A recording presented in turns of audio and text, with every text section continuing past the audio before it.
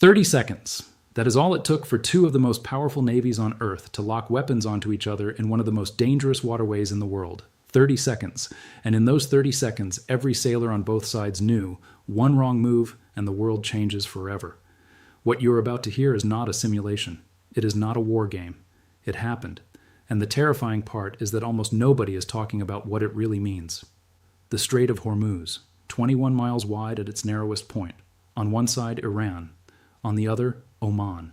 And running straight through the middle of it every single day, nearly a fifth of all the oil that keeps the global economy alive. Every cargo ship, every tanker, every vessel passing through that corridor knows that it is threading a needle between powers that have been hostile to each other for decades. Pilots call it the most stressful transit on Earth. Naval commanders call it the single most critical choke point in the world. And right now, it has become something else entirely. It has become the newest battlefield in the contest between the United States and China. Now, before we go any further, I need you to understand something. What happened in that strait recently was not an accident. It was not a misunderstanding. It was not two ships passing too close in the dark. What happened was calculated, rehearsed, and delivered with the kind of precision that only comes from years of preparation. China sent a message, Washington received it, and the response that followed stunned defense analysts from London to Tokyo. We are going to break all of it down for you piece by piece because you deserve to understand what is actually happening out there. Not the sanitized version, not the diplomatic language, the real picture. So let us go back to before any of this started because context is everything. For decades, the United States Navy has operated in the Persian Gulf region with an authority that went largely unchallenged. American carrier strike groups move through those waters with the kind of confidence that comes from being, for many years, the only player in the room who could genuinely project that level of force. Freedom of navigation operations, the U.S. calls them. The idea is simple. International waters belong to everyone, and the only way to keep them that way is to show up and prove it regularly. American destroyers, carriers, submarines, they have been doing this for so long that it became almost routine, almost invisible. China watched all of that for years, and China does not watch anything without learning from it, studying it, reverse engineering it. Over the past decade and a half, Beijing embarked on the most aggressive naval expansion in modern history. Not just building ships, building doctrine, building confidence. Building a force that could operate not just in the waters near China's coast, but anywhere on Earth where Chinese interests exist. And Chinese interests in the Gulf region are enormous. China is one of the largest consumers of Gulf oil on the planet. Every barrel that flows through the Strait of Hormuz is not an abstraction to Beijing. It is the lifeblood of Chinese industry, Chinese manufacturing, Chinese economic growth. The idea that the security of that lifeline depends on American goodwill has always sat deeply uncomfortable with Chinese strategic planners. So when a U.S. Navy carrier strike group entered the Persian Gulf region for what American officials described as a routine freedom of navigation operation, the Chinese vessels already in the area did not simply observe. They moved, and the way they moved told you everything you need to know about how much has changed. The Chinese formation, at minimum one destroyer with support vessels, had been operating in the broader Gulf for weeks. Beijing had framed it as anti-piracy cooperation, a diplomatic gloss that fooled nobody in the intelligence community, but gave everyone a polite fiction to work with. What nobody expected was the speed and directness of what came next. In the pre-dawn hours, with both formations tracking each other on radar, the Chinese vessels altered course. Not gradually, not ambiguously. They turned hard and direct toward the American strike group at a speed that immediately triggered alarm protocols on U.S. ships. Battle stations, fire control systems active, every sensor locked. What happened next over the following 30 minutes is something that the men and women who were there will carry with them for the rest of their lives. Both formations held their course. Both sides were locked on.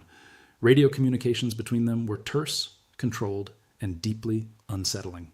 The Chinese commander, speaking in English on an open channel, informed the U.S. commander that his vessels were conducting their own freedom of navigation exercise, word for word, almost exactly the language Washington uses. That choice of language was not coincidental. That was a message inside the message. China was saying, we have studied you, we have learned your playbook, and now we are running it back at you on your own stage. For those 30 minutes, hundreds of sailors on both sides existed in a state of absolute controlled tension, every hand steady, every eye on a screen, every mind running the same calculation. If this does not end the right way in the next few minutes, what comes after is something nobody in any capital on Earth is prepared for.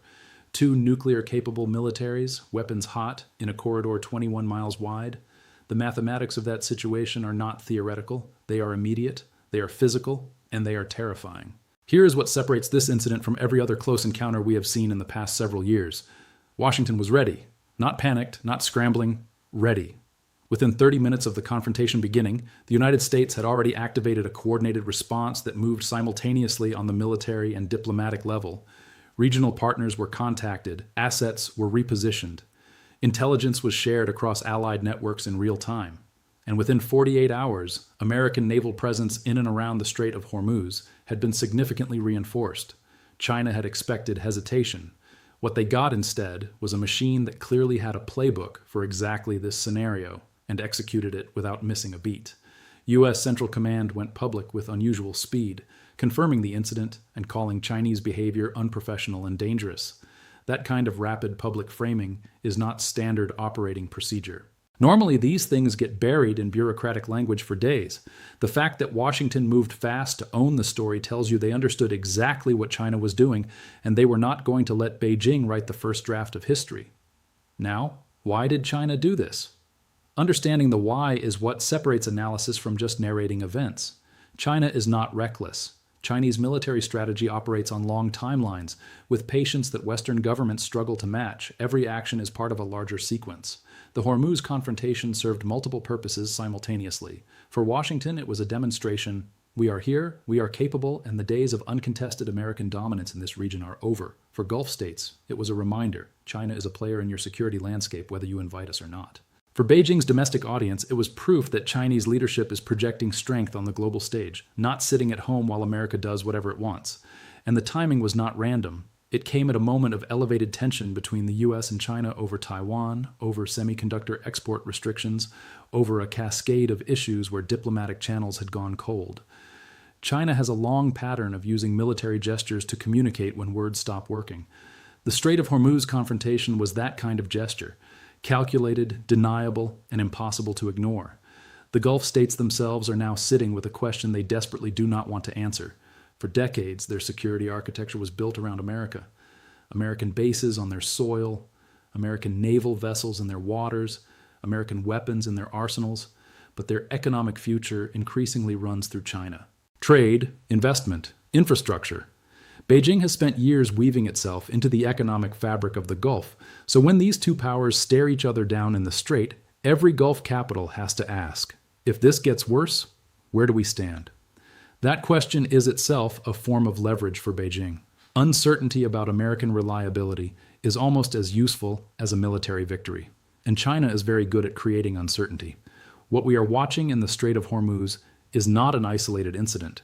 It is the most recent chapter in a pattern that has been building for years. South China Sea, Taiwan Strait, East China Sea, and now Hormuz, each episode different in its geography and specifics, each episode identical in its underlying logic. China probing, testing, mapping American red lines by pushing up against them, watching the reaction, and calibrating the next move.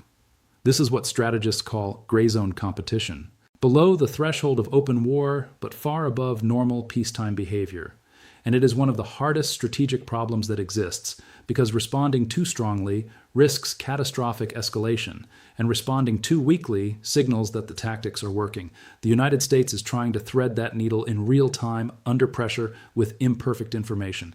The Hormuz response, rapid, public, multilateral, backed by force reinforcement, was one data point in how America is trying to manage that challenge. Whether it was calibrated exactly right will be debated for years. But its immediate effect was to communicate something that needed communicating, that Washington is alert, coordinated, and not going anywhere. Here is what keeps the people who study this for a living awake at night. China is not going to stop. The strategic logic driving Chinese naval expansion and assertiveness is not going away. Their interests in the Gulf are growing. Their capabilities are improving. And their domestic political incentives push toward demonstrations of strength, not restraint. The next confrontation in the Strait is not a matter of if. It is a matter of when and how close to the line it goes. The mechanisms that are supposed to prevent miscalculation and the communication channels, the military hotlines, the back-channel diplomacy, those mechanisms are thinner and less tested in the Gulf than they are in the Western Pacific. That gap is dangerous. What is certain is this: the world you are living in right now is operating at a level of strategic tension that most people walking around in their daily lives have no idea about. The competition between America and China is not just a trade war. It is not just a technology race. It is playing out on the water, beneath the waves, in narrow straits in the middle of the night where sailors with their hands near weapons are making decisions that could reshape history. The Strait of Hormuz just became the newest front in that competition. And what happens there in the coming months is going to tell us a great deal about how dangerous this decade is going to get. Stay locked in, because we are just getting started.